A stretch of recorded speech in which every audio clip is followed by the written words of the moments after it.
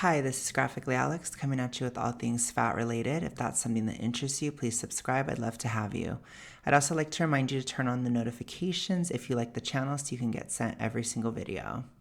Today, we're going to go over a bit of fat acceptance TikTok again. I think this will probably be a bit of a series, but I want to go through a lot of their terrible argumentation style and just how they really make horrible arguments for the most part. I was inspired a bit because I had some FA type people in my comments a few videos back, if you guys saw that. And so it kind of inspired me to look into this just because it is a little bit amusing. But I'm sure we can also talk about some stuff as we go through this. But if you like this kind of content, remember to like it and subscribe. Let's go ahead and get started here. So this is Splotchmaker. For any of you guys that are in this sort of anti-FA space, or you like a lot of these types of channels like mine, you really know Splotchmaker. I will probably do a deep dive on her at some point, but I haven't yet because, as I've said, there are certain people that I really don't like. She doesn't bother me that much to the point where I get really, really angry. Like when I talked about the jock scientist, I really don't like the jock scientist. Like I really don't like, what's another one? Oh gosh, I can't think of their name. Oh, Fat Sophic Bro is another one I really don't like. So there are certain of them where it's a little tough because they actually are triggering. But Splotchmaker is more like, for me, a Marissa Matthews, where she's just kind of ridiculous but also amusing. So let's go ahead and see what she says. Let's see her argumentation style. So this person is saying, you just keep getting fatter. Stop being a glutton and help yourself. Now let's see what she says to this. You do realize it's really weird to post something like that, right? Okay, so first and foremost, I think a lot of FA content is weird. There's a lot of dancing around with your belly out and, a lot of cringy things, really on TikTok in general. I would just say that it is already definitely, pot meat kettle type of situation. You post a lot of weird stuff, splotch. So if people want to comment weird things back, at the very least, they're no worse than you. All it does is make you look bad. Like, why are you so obsessed with my body? Like, She has made so many different TikToks about other people's bodies, about people not being fat enough. There's a really viral one of her where she says, I hope every time you lean over and make yourself look like you have rolls, I hope you are embarrassed or something like that. Like it's just every little thing. She's always looking at people's bodies. Like this is a huge projection. But that's the first comment I want to make on this type of argument. It's really easy to be accused of projection if you make this type of argument. And I find it odd to even highlight that type of comment anyways, just because I'm sure she gets like 500 of these a day, you know what I mean? So it's just kind of meh, in general. But this is one of the most famous fat acceptance arguments that we see. And I actually had this in my comment section where they just say over and over again, you're obsessed with people's bodies, you're obsessed with people's bodies, you're obsessed with people's bodies. They try to shame people. So already, like for me, when I look at it, I can see that they're not really trying to dismantle shame or anything like that. They are actually just trying to make a different kind of shame. They're trying to replace it with another type of shame. That's really what their goal is when I see this type of stuff. So they're no better than anybody shaming somebody into losing weight. They are just as shame driven because they want to shame you into thinking like them, which is cringe because most people, it doesn't really work. It might work for really young people. and maybe some women, but pretty much everybody else, it's not going to work. Okay? Keeping tabs? As stated, you keep tabs on everybody. Okay, so here's another comment response. You got it right. I'ma own it. I am afraid of being fat. I'm mindful about my portions and track my calories. So let's see what brilliant response this FA has.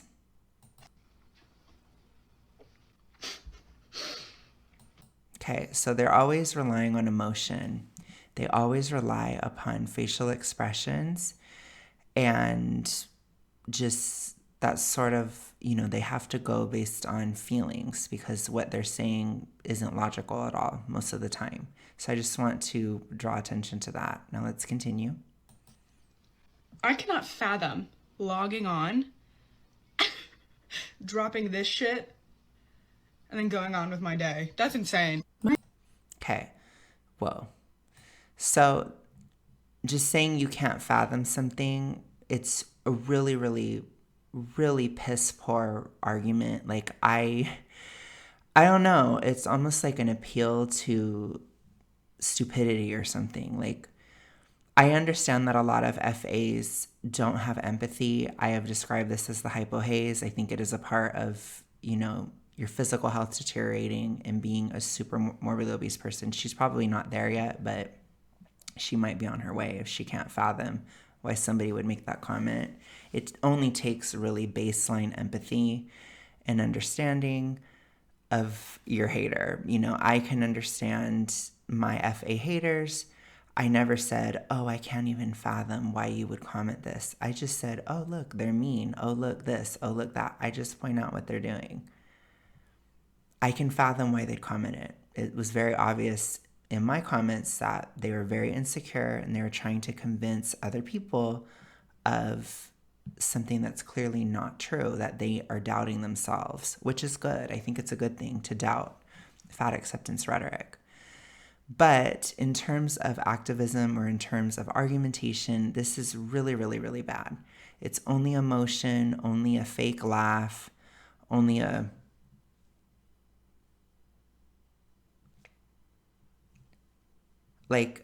it's not doing anything. This is the type of argumentation that we see, and it's because they don't have anything to stand upon. So they literally have nothing to go on, so they have to just do this type of stuff. And I'm sorry, but it's not convincing at all to the average person. It's fine. I guess, honestly, it's probably for the best. I'd rather them not be convincing, but it is entertaining, I must admit. Okay, let's continue. This next one, I'm not sure what her name is. That's insane. I'm not sure what her name is. Okay, Abby Souls, I think. Sorry for the pause, but I've seen some of her takes. Some of her takes are not the worst that could ever be. And I don't know all of it, though, because I do think she goes way too far sometimes. So I think she tries to get people to understand things, but again, she has that same issue that a lot of FA has, where there's like a grain of truth, but it just goes to a whole other level.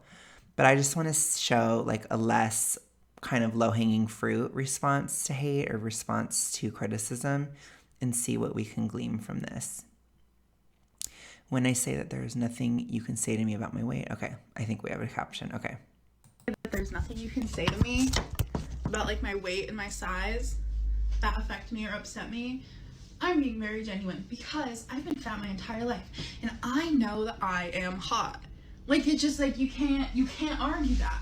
But okay, so that's already kind of cringy because what's hot and what's not is at best subjective. So I do understand, I guess, what she's trying to say, but it's like,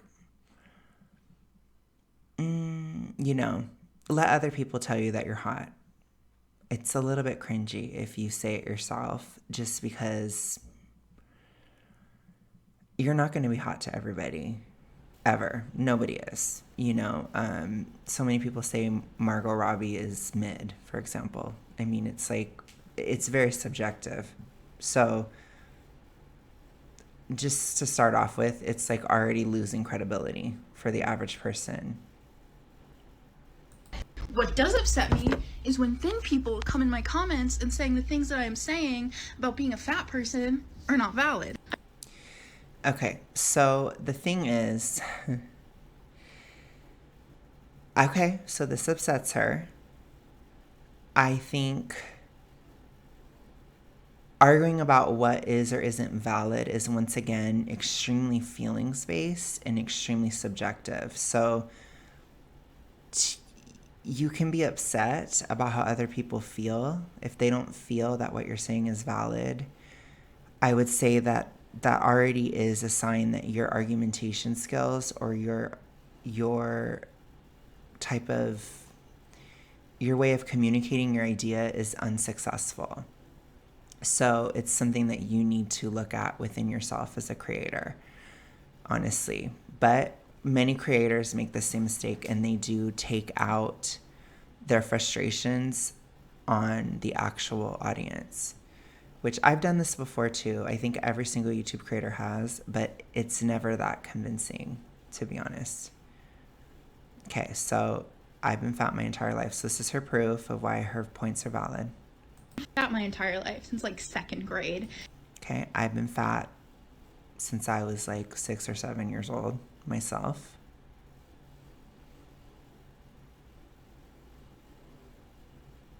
And I come and talk on here about things that make fat people uncomfortable, things that would make your fat friends more. Okay, so I think the issue that I'm already seeing with this is that being fat is not at all a monolith. Most categories, even like gay, black, male, female, etc., they're not monoliths, but there can be certain trends within groups, but within fatness, it is probably the least monolithic group that you could ever try to create. So I can never really on this channel make a blanket statement about all fat people, because fat people are incredibly different. You can make generalizations, like for example, fat people are unhealthy. That is a true generalization for the most part. But I can't say what makes a fat person uncomfortable or how they feel about something. That's far too subjective, and it's extremely not monolithic as a group. So again, as an audience, a person in your audience watching you, you're losing even more credibility. So you got 2 points down. So I'm 2 points of not taking you seriously. Comfortable and just living as a fat person, so then people can listen. And in the comments, it's very obvious that a lot of them do not want to listen. Just because you have... Okay, so if somebody is on your channel commenting, then they usually are listening, unless if they comment something that's completely unrelated to what you said. If they're commenting upon something that you have said and trying to understand or trying to argue with you to come to a conclusion, then that is the definition of them listening. So they are listening. I think what she means in her FA mind is that I want you to agree with me. Listening and agreeing are two very different things. I am listening to you right now, but I'm not agreeing with you. I think you need to understand that. It would really help you. Not experience something firsthand does not mean it is something that doesn't happen, especially if you are a thin person. Okay. That's true. Just because you haven't experienced something doesn't mean it does not happen. That is the factual statement. But the reverse is also true. Just because you've experienced something doesn't mean that everybody else has. So it's kind of like a meh, not that impressive of an argument, because if it's your experience, that's fine. That doesn't mean it's everybody's experience, which is fine. You can share your experience. And, there was something that she did talk about one time where she talked about how fat people can be invisible. That's true. I've experienced that too. And, it really does depend on the person. It depends on their size. It depends on a lot of different things. But I just, as I've been losing weight, when I was higher, I was very noticeable in public and visible.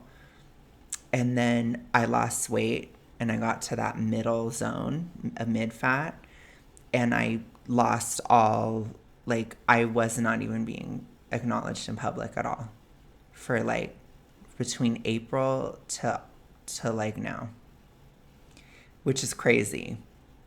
But I kept losing. And very recently, I'd say within the past week or so, I've become noticeable again. And now a lot of people are interacting with me in real life again. And it's weird. And I'm a little awkward, to be honest. But I think, so that's true. You can flicker. Again, not everybody, and it depends on your size and, you. But that's something that I noticed for me, is it kind of went away and then it just came back really recently. And now I'm having to like work on my social skills in public again and like actually talk to people. And it's really weird. I talk to my friends on the phone a lot when I'm out in public, and I've had to stop the conversation because I've had to talk to people, and it's weird. It hasn't happened in months.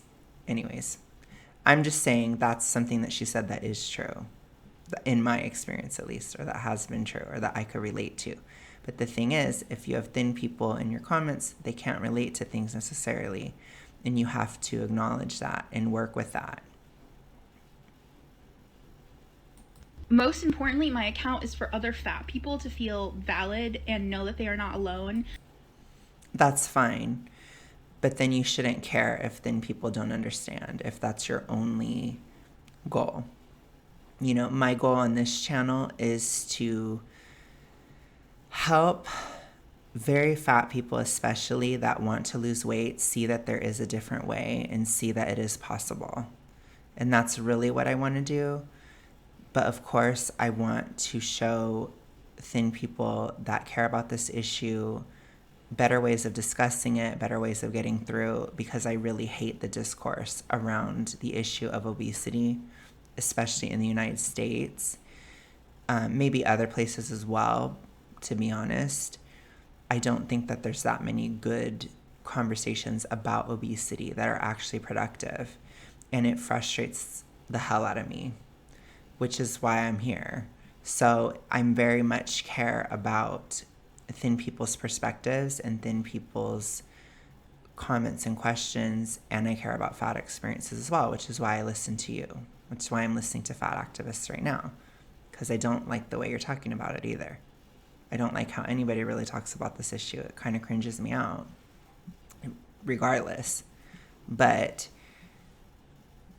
if that's not your goal, then you shouldn't care. That's all I'm saying. So again, it's another weird thing. So then as an audience person watching you, I'm like, why are you talking about this then? Now I'm thinking that. But if thin people want to listen, that would also be great and very much appreciated. You do realize. Okay. So, like I said, just kind of a weird thing there. Like I said, she wasn't as bad. I wanted to show something a little bit more nuancy and a little bit less low-hanging fruit. A swatchmaker is like the lowest of the fruit that could ever hang. But I just wanted to show kind of like the issues around fatness, and like I said, kind of reiterate and talk about why I do this channel, because it's like I really hate the discourse around this issue. It's really awful and really confusing. But I just wanted to show once again that FAs in general, they don't have anything to stand on. So if you challenge them, they fold immediately. I can guarantee you that I wouldn't be the same.